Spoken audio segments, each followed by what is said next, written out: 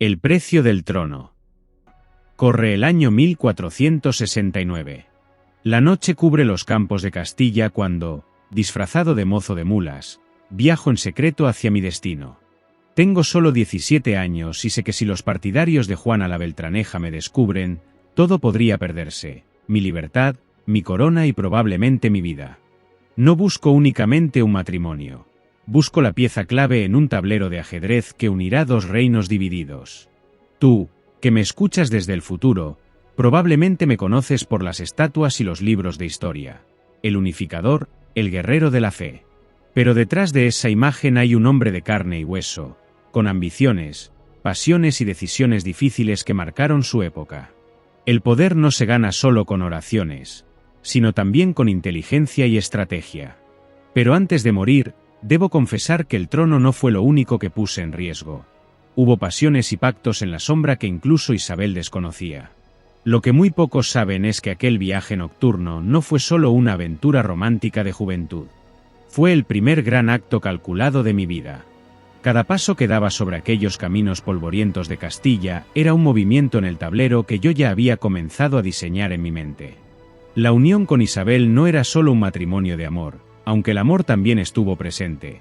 Era la arquitectura de un nuevo poder que transformaría para siempre la historia de la península ibérica y, con ella, la del mundo entero. Aquel joven que cabalgaba en la oscuridad ya llevaba dentro al estadista que el futuro recordaría. El tablero de Maquiavelo. Mira fijamente mi rostro en los lienzos antiguos. ¿Ves solo devoción? Mira otra vez. Tras esos ojos hay un cálculo frío y constante. Nicolás Maquiavelo, el hombre que desnudó el alma de los poderosos, me eligió para su obra maestra, El Príncipe. Dijo que yo era el ejemplo perfecto de príncipe nuevo. ¿Por qué? Porque empecé siendo un rey débil de un reino dividido y terminé siendo el primer monarca de la cristiandad. Pero la gloria no se gana solo con la espada, sino con la astucia. Para mí, la diplomacia siempre fue un arma tan afilada como el acero de Toledo. Cuando firmé el Tratado de Alcasovas, muchos pensaron que estaba cediendo. Error. Estaba comprando tiempo y legitimidad para mi trono, mientras mis ojos ya apuntaban mucho más lejos, hacia el dominio de Italia. Cada concesión que firmé no fue una derrota, fue una inversión a largo plazo. Aprendí a usar la religión como un escudo y la paz como una distracción. Mientras el mundo veía a un rey cruzado luchando por la fe, yo veía un tablero de ajedrez. En mi estrategia, cada pieza tenía su momento, desde la expulsión de los judíos en 1492, hasta aquel navegante genovés de ojos brillantes que prometía un mundo nuevo. Cristóbal Colón fue mi jugada más audaz. En la corte lo llamaban loco, pero yo vi en él algo que iba más allá de la geografía. Vi la oportunidad de aplastar a mis rivales europeos antes siquiera de que supieran que la partida había comenzado. Tomé la decisión en Granada, entre el humo de la victoria sobre el último rey nazarí, y con una sola firma, cambié el eje del mundo para siempre. Como escribió Maquiavelo, nada hace estimar tanto a un príncipe como las grandes empresas.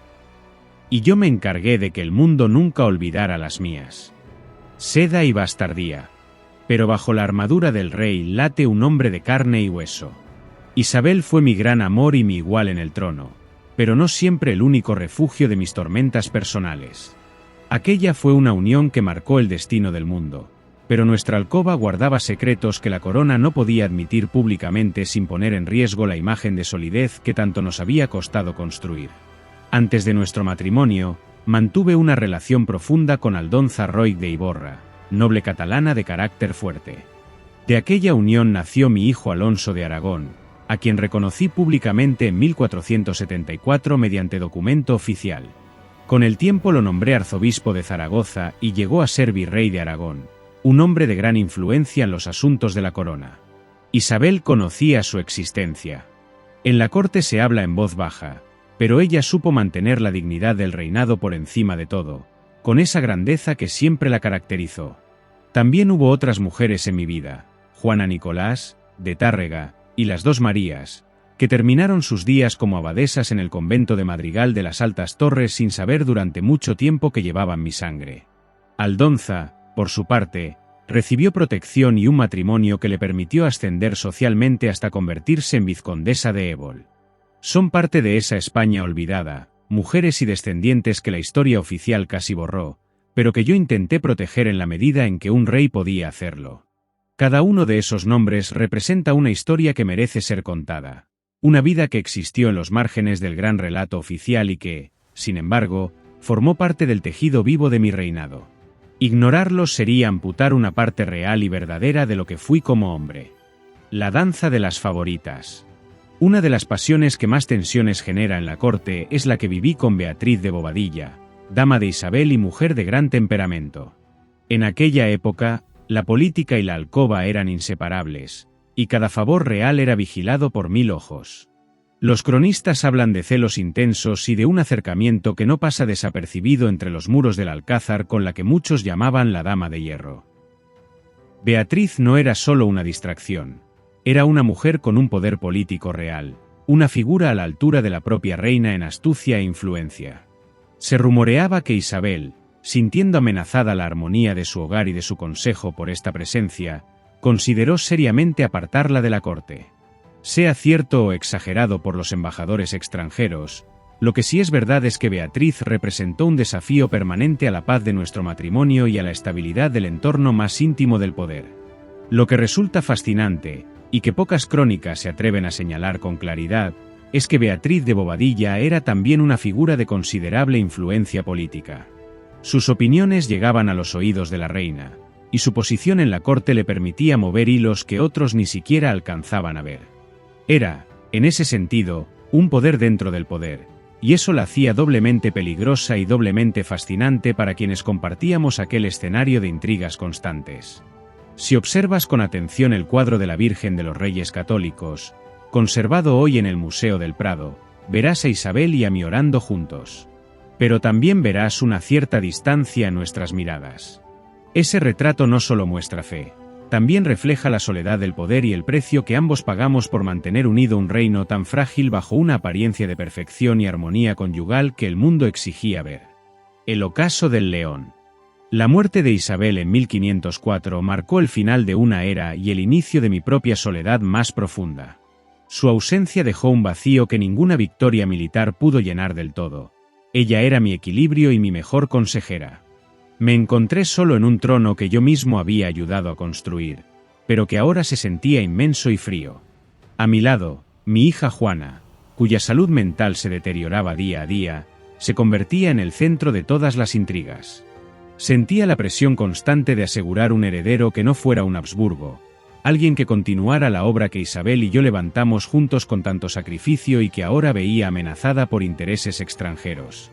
Esa urgencia me llevó a un segundo matrimonio con Germana de Foix, una decisión puramente política que buscaba un milagro biológico. Se dice que, desesperado por engendrar un hijo, recurría a pócimas y potajes de hierbas, afrodisíacos extremos de la época como la peligrosa cantárida, que, lejos de darme un heredero, terminaron por quebrar mi salud de manera irreversible. Es la amarga paradoja de mi destino. Yo, que había ganado reinos enteros mediante la inteligencia y la diplomacia, acabé perdiendo la vida por la desesperación de un hijo que nunca llegaría.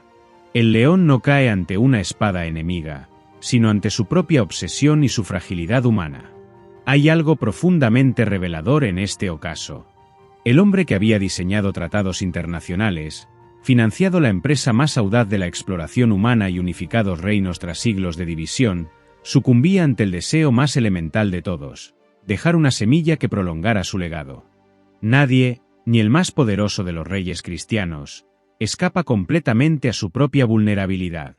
Mi testamento, firmado en Madrigalejo el 22 de enero de 1516, contiene disposiciones que muestran mi deseo de proteger también a aquellos hijos que no llevaban la corona, pero sí mi sangre.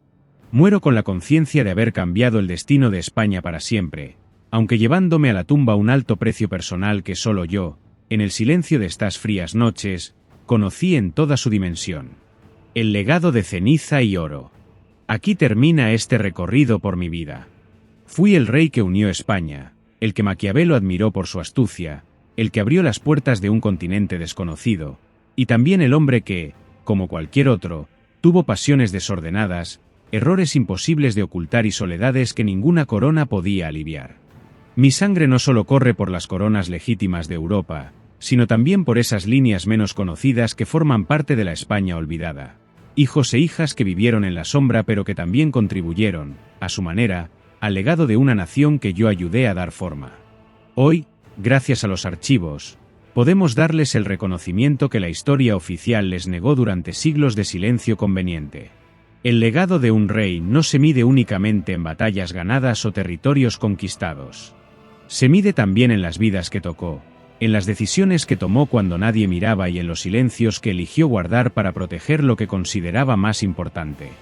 Yo tomé decisiones que el tiempo ha juzgado de maneras muy distintas, y acepto ese juicio con la serenidad de quien sabe que actuó según los códigos y las posibilidades reales de su época.